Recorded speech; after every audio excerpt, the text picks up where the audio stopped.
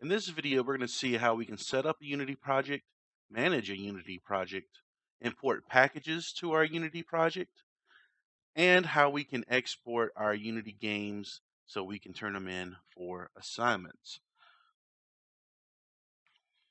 So first things first, why don't we see how we can create a nice organized folder structure so we can keep track of all of our work that we do within our chapter and in our Unity project. So I'm going to move this over. And for right now, I'm just going to create a folder on my desktop. And you probably already have a folder called SGD. If not, this folder will be the folder that you'll probably house all of your classes in. So next, I'm going to create inside of this SGD folder, I'm going to create SGD 113, and this will be my Programming 1 class. And in fact, I can go in there and be more specific, Programming 1. And in here, I'm going to create a new folder for the chapter. So let's go chapter 1. And now we have a nice organized folder hierarchy where we can find all of our work. And in chapter 1, this is where we're going to create our Unity project. So with our folder hierarchy made, I'm going to go ahead and minimize this Windows screen. And I'm going to go ahead and open up Unity. This will be the project folder or the window that you'll see opening up as soon as you open up Unity through Windows. What we're going to do is we're going to next click on the New button in the top right-hand corner. So we open that up, and we have a few things we got to do right here. The first is we got to give our project a name. So since this is Chapter 1, we'll call it Chapter 01, Unity Assignment, something along those lines. Chapter, basically you want to know what chapter you're in, and then you can call it Unity Game, Unity Assignment, whatever you have you. Next, we got to make sure that our 3D button is clicked. We don't want to be in 2D, we want to be in 3D. Next, we're going to find the location in which we're going to store our Unity Game project for our Chapter 1 assignment. So I'm going to click this little ellipsis, and I'm going to navigate to wherever my SGD folder was. Then I'm going to go to my programming class, then I'm going to go to Chapter 1, and after I click Chapter 1, I'm just going to select Chapter 1 to be the folder that I'm going to keep it in. So you can see that I have, it was stored originally on my desktop. That's my SGD folder. And then my SGD class, Programming 1. And then Chapter 1 is where we're going to store my game project. So next I'm going to click on Create Project. Unity is going to do its thinking, setting it up for us. And now we have a brand new game project. So why don't we see what happened in that folder that we created this game project in. So I'll click on my Chapter 1. Well, let's go back to my root. There's my SGD folder. Let's go to my Programming 1 class, Chapter 1. And now you can see I have a new folder called Chapter 01 Unity Assignment.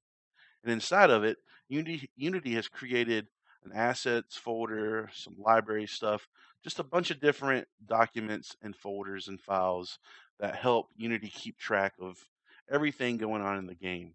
So, rule of thumb that we'll get to in a second, we're not going to touch any of these folders anymore. We were just making sure that we knew what Unity was doing whenever it created our game project.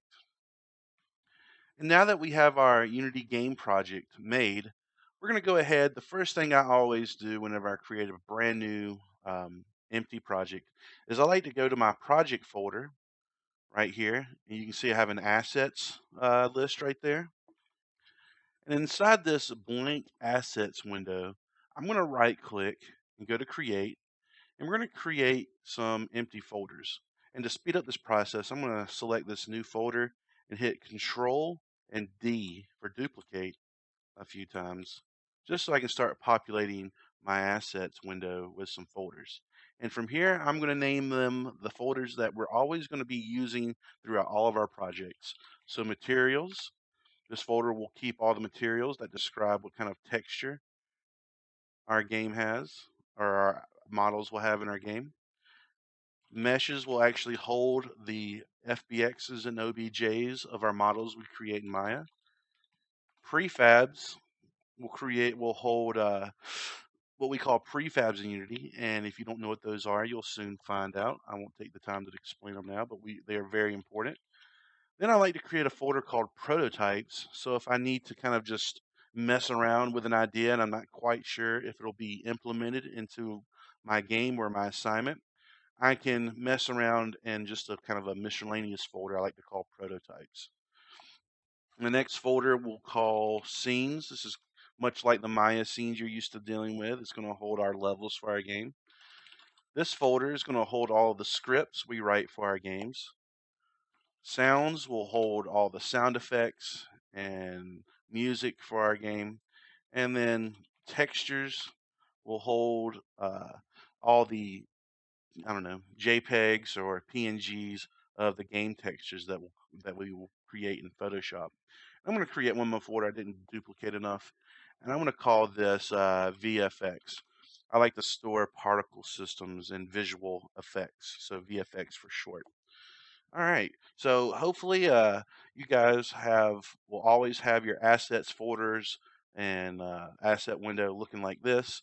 I know that a lot of the packages you'll download from me have the exact same layout, so you'll get used to it.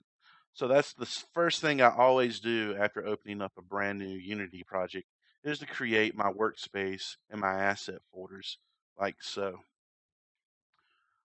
So I'm just going to go ahead and jump into importing packages into Unity. Some chapters may have requirements of, let's say, maybe importing some assets or some textures or some models, anything that goes along with the outline of the assignment that I give you. And I'll give an example of an older class. I'll bring in Moodle right here. And you'll pretty much get used to this kind of layout. And you'll see a little section in pretty much every chapter called downloadable resources. And more specifically, if it's a programming type class, the downloadable resource could be a Unity package. So what we'll do is we'll click here to download the resources needed for this assignment. Pretty self-explanatory. And I host all of my downloadable assets through Google Drive. So this is the Google Drive download screen that you'll be seeing a lot from me. And the way to get this, I mean, it's very confusing. Just a bunch of folders with random numerical and letters in them. It's just weird. So we're going to ignore all this. What we really want to go to is this little arrow in the top right-hand corner. Hopefully, if you might be using a different version of a different web browser or if Google Drive updates, hopefully this little arrow will always be there because it's all we need to do to click on to download my entire package that I have for that assignment. So as you can see, Windows is downloading this asset folder. I've called it Chapter 03 Assets just for an example. I know I called everything Chapter 1, but in this particular example, I was able to get a hold of a really small package for Programming 1 Chapter 3. So I've downloaded my Unity package. What do I do now? How do I get this inside of Unity? Well, what we're going to do is we're going to go back to Unity and we're going to right click. See our little project window down here? We're going to right click on Assets. We're going to go to Import Package and we're going to click on Custom Package. Okay. And here we can navigate to downloads, for instance, and there's that Chapter 3 assets package that I just downloaded. And we're simply going to highlight it and click open. And then this little window will come up and it kind of shows you all the different assets and scripts and whatnot that you'll be importing. Pretty much for the most part, always click all and just click import. So after a little bit, Unity will import. Oh, and we're done. But what happened? Did anything happen? Well, since I've already set up my asset folders in the manner that I always end up using, we can see that now my textures folder is populated with some textures. And if I double click on those, I can get a little preview either through Photoshop or through whatever photo viewer you're currently using on your computer. And those are my textures. I even have a script that controls bullet movement that's been imported. I even have some prefabs I made. Here is the medium fighter model that we imported, like so. And I even have a material that you can get a preview for over here in our inspector. So that's how we import the custom packages that I will be requiring you to download from time to time in certain assignments. Other packages that you may need to import from time to time include some built-in packages that Unity has already rolled up for you. They're not installed or imported into your projects by default because you may not always need these different tools that come from these packages. So, for example, there's a first-person controller package that allows you to walk inside of levels like in a typical first-person shooter type situation. It's a very handy tool to get just really quick into the levels you're making to preview how they fill out in a real-time setting. So why don't we go ahead and see how we can import packages that are already pre-rolled up inside of Unity itself.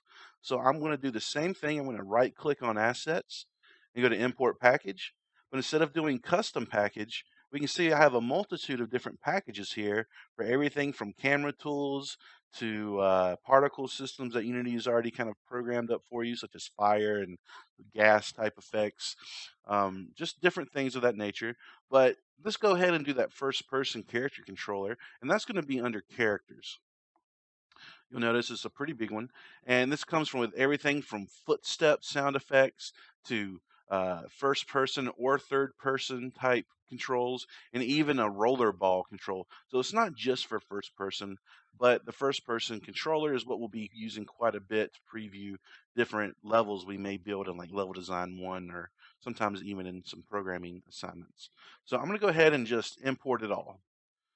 Remember, for the most part, you're always going to just select import all when going to your packages. So it's just bringing in a bunch of different assets. And you'll notice something right off the bat whenever it finishes. We have a new folder between our sounds folder we made and our textures folder that we made. We now have a new folder called standard assets and a new folder called editor that kind of controls some of the back end stuff in our game. These are going to be fine. They can exist with our pre-made or our user-made folders just no big deal. So I'll click on standard assets and then I have a bunch of different things to select. So we'll go to characters again. And then we have our first person character, our rollerball, and a third person character. This first person character is what we want to use. And they already have a nice prefab of a first person FPS controller that all we have to do is just click and drag it into our hierarchy. And then maybe I can create a plane for him to maybe sit on. Let me just position him up a little bit. Now, if I hit play, I can now walk around this floating platform in the sky. And of course, I know you're all rooting for me to do it, and I'm just going to jump off. And since I'm just falling infinitely, it doesn't look like it because I have no point of reference.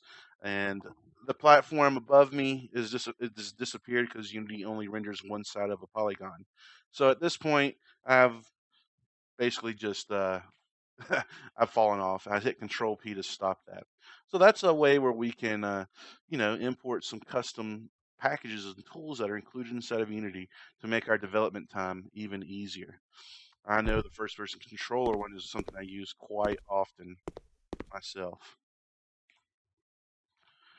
So now that we've got some assets and packages imported into Unity, let's take a look at behind the scenes of what's going on in our file systems and our file structures. I just want to go ahead and say this for right off the bat. You have two ways of messing with assets inside your game. You can do it through Unity in your assets folder right here, your assets window, or you can bring up your actual Windows screen. And here's my game files that we saw earlier. And if I go to assets, don't these folders look familiar? These are the folders we just created. You can even see my medium fighter FBX, which is my actual mesh that I exported from Maya. And here's some of my textures. I can even right click them and there they are. So these are my actual assets that exist inside of my game project.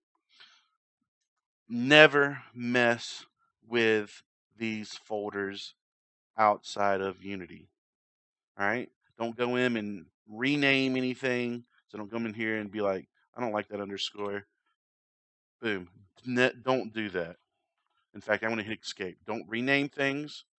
Don't move things in between different folders. Don't delete things. Rule of thumb is just never mess with your assets outside of Unity. So I'm just going to close that out. I never really need to get into that folder because all the changes I make inside of my Unity project, they'll take care of those files for me. And the reason we do that is because behind the scenes, every time you name an object or move it to a new folder, Unity creates these little hidden files called meta files, and it kind of keeps track of where everything's located. So if you make changes to maybe your models outside of Unity, inside of that folder we were like a Windows folder, then you go back into Unity and it may not know exactly where that file went because the meta file was never updated inside of Unity. That's a little bit of a technical explanation behind that. All you need to know is only edit, rename, delete, move things inside of our project window inside of Unity. So let's talk for a minute about how we can save our work inside of Unity, and then we'll hit on how we can actually turn in assignments that we create in Unity. Unity is a little bit different with saving things. For the most part, it's pretty self-explanatory. If we go to File, we can go to Save Scene and Save Scene As, just like in Maya or any other type of, I don't know, program that uses scenes. Maya is the closest relative here to use as an example. So I'm going to click Save Scene As, and I'm going to navigate to my Scenes folder. This is the exact reason why we made that folder. And I'll call this Example Scene, and I'll save it. So now when we navigate to my scenes folder over here in my project window down here, let me just minimize that. You can see I have an example scene here. All right. So let's talk about how we can save our project and our scenes so I know exactly what to grade whenever you're turning in your Maya stuff. So there's going to be plenty of scenes here. So whenever you save your scene, your final scene, the one that has everything built just the way you want it, call it something like final scene, something like that. So I don't get lost between which scene you want me to grade. So anything with the word final in it is probably what I'm going to grade. Also, you might have noticed that we have another little save button here called Save Project. Save Project and Save Scene might be a little bit confusing at first, but think of Save Scene as saving the current level inside of your little editor here, inside your scene view editor here. This saving scene saves the level. All right, so we'll just do a quick save scene. While Save Project kind of saves where textures are located, if you've renamed anything, basically any changes outside of our scene view are saved whenever we go to Save Project. So whenever you're about to turn in your work, do a Save As, go to your Scenes folder, make sure your scene you want me to grade is called something like Final Scene. We'll save it, and then click Save Project. And that's basically how we'll save stuff inside of Unity. So after you've saved your scene and saved your project, let's do that just one more time just to double check. Save scene, save project. I'm going to actually close out Unity to prepare it for turn in inside of Moodle. So everything's just like I want it. So I'll go ahead and just X out of Unity. I'll minimize that. And then I'm going to navigate to my SGD folder that we made. I'm going to go to my programming class. I'm going to go to chapter 1, Unity assignment. Okay, I went too far. Here's my assets, library, project settings, all that good stuff. So what I want to do is I want to go back to 1. And this is the folder that we created when we first made our project at the beginning of the video. This is actually what you need to turn in to me. I need to be able to access all of your assets, your library folder, your project settings, and any other kind of files that Unity creates. So what we'll do is we'll go back 1. So remember, this is our chapter 1, and inside of our chapter 1, we have our Unity project. In fact, why don't we call, well, can't name it. Probably should leave it the same name. Remember, we shouldn't mess with Unity files outside of Unity. So what we're going to do is I'm going to take this parent game folder for our chapter 1 assignment, and I'm going to right click on it. And if you have something like 7-zip or WinZip and you know how to zip files, you can go ahead and do it. But anybody else that just doesn't really zip stuff, there's a really easy way to do it. We right click on the folder we want to compress and zip. We select send to, and then we select compressed zip folder. Windows will go ahead and zip it up for us. And now we have a nice zipped file that you can actually upload to Moodle. The reason we have to do this is because Moodle does not accept just open folders like this. It only accepts single files. So by zipping up our Unity assignment, not only do we make it a little bit smaller so it's a little bit faster to upload and download, but it creates a single file that Moodle will accept, and I now have access to everything inside your project folder. The last thing we're going to do here is we're going to rename it to a logical naming convention. So the logical naming convention that I'll only take is last name underscore first name underscore the chapter underscore the class. All right. If I don't see a naming convention exactly like this with last name, first name, chapter, and class, I just won't grade it, and I'll let you know that I had some ones that weren't named quite correctly. So it'll be up to you to make sure that you go back and name it correctly, and during that time, your project will be counted late. So, stickler on naming conventions, but anywhere you go to work in the industry, you better believe they will be too. And we'll get into that into later classes in the program about why that is. So all you got to know is that I'm very strict on naming conventions.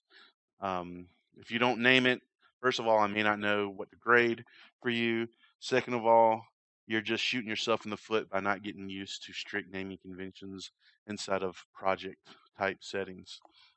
And then we're just going to go to Moodle and upload it.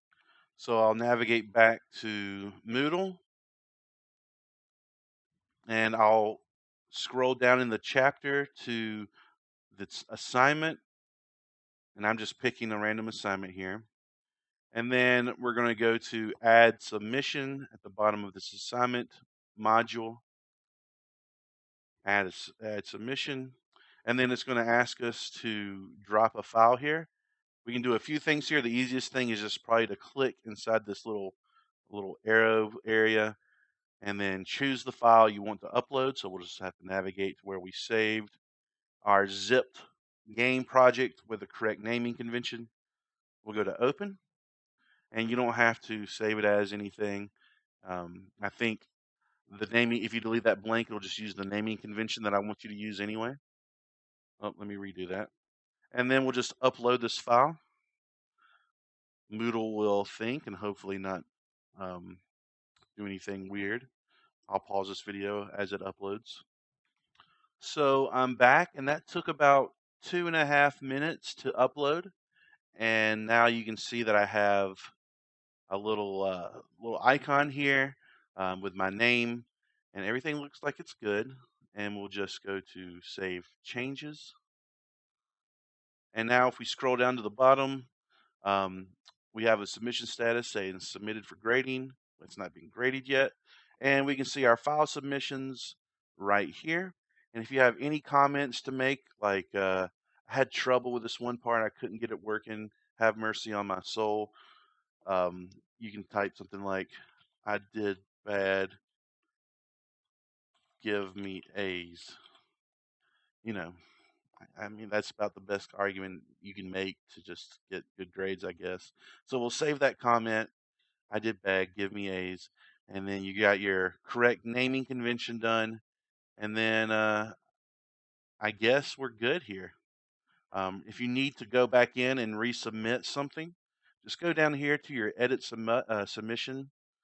And then you can right click on click on this. You can delete it, update it, or re-download it like you lost it.